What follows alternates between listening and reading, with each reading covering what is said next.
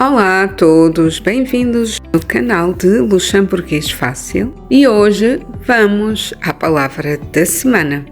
Todas as semanas vão ver que tem um vídeo com uma palavra nova para adicionar ao vosso vocabulário com algumas frases de exemplo para ajudar a reter melhor a palavra e o seu significado. Vamos então, a palavra de hoje é während.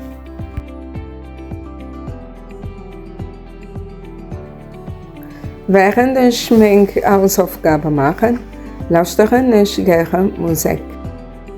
Während ich meine Hausaufgaben mache, laustere ich gerne Musik. Que significa? Enquanto faço os trabalhos de casa, gosto de ouvir música. Während ich an der Schule bin, bleibt mein Handy ausgemacht. Während ich an der Schule bin, bleibt mein Handy ausgemacht.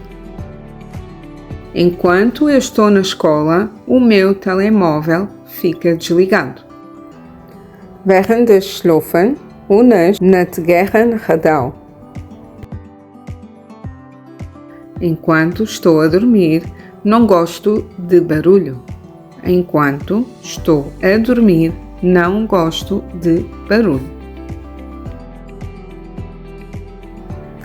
Während ich mein Küchen sauber mache, musst du Zimmer bleiben.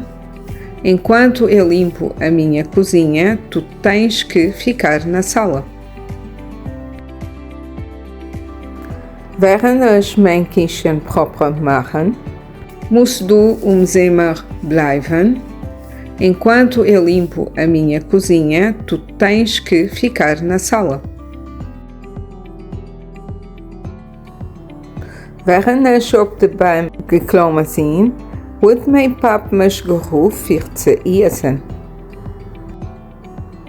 Während ich auf der Bahn gekommen bin, hat mein Papa mich gerufen, zu essen.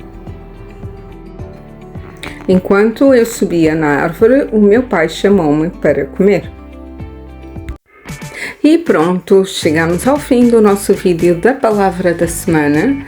Todas as sextas-feiras vocês irão encontrar uma nova palavra e perguntam vocês porquê sexta-feira? Ora, porque sexta-feira é o dia antes do fim de semana, provavelmente será um dia que vocês poderão estar um pouco mais relaxados para poder se concentrar no estudo do luxemburguês, por isso escolhi também a sexta-feira, porque para mim também é um dia muito agradável, óbvio, é o dia antes do fim de semana. Espero que gostem, que estudem bastante, que vejam também os outros vídeos e para a semana cá estou eu outra vez com mais uma palavra nova. Bons estudos! Bis geschwind!